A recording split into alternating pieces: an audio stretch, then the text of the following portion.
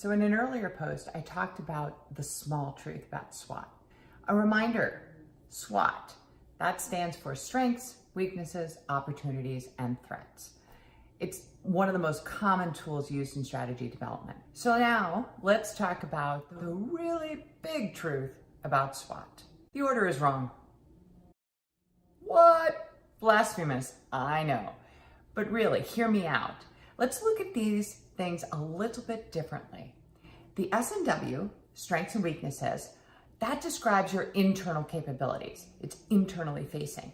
The O&T, opportunities and threats, talks about the external landscape. What's going on around you? What's happening outside? Absolutely need both assessments, the inward facing and the outward facing. And most people basically address them and consider them in the order of the acronym. Strengths and weaknesses, or internal capabilities, and then opportunities and threats, the external landscape. But not me, and not my clients. Rather than looking internally first, we start with the external. We start with the O and the T, the opportunities and the threats.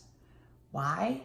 Well, looking externally expands the thinking. It shifts your mindset. It gets you thinking about what could be, what's possible. That makes it easier to add a bit of stretch to your visioning, to your thinking, to your strategy development.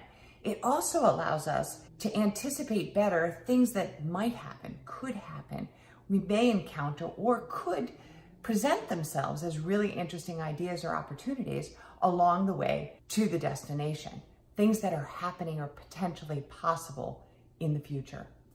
It gives us space to dream. Alternatively, starting with the internal capabilities, the more traditional order of the S&W first, that focuses attention on the here and now, or what is. That's very helpful in describing current reality, where we are today. However, not all strengths and weaknesses are created equal. The context is really important. That was kind of related to the small truth, remember? We want to understand the strengths and weaknesses that are most relevant to where we're going, to our destination. The context that we're building, the future that we're building together, in the way that we're heading, and for what we're building a strategy. When we start with that external landscape, we've already set the future context so that we know which of these strengths and weaknesses are most relevant. We know which of the internal capabilities we really want to focus on, and which ones are most likely to help or hurt in achieving the vision. So the next time you're thinking about strategy, perhaps start with your external landscape or do an SWOT.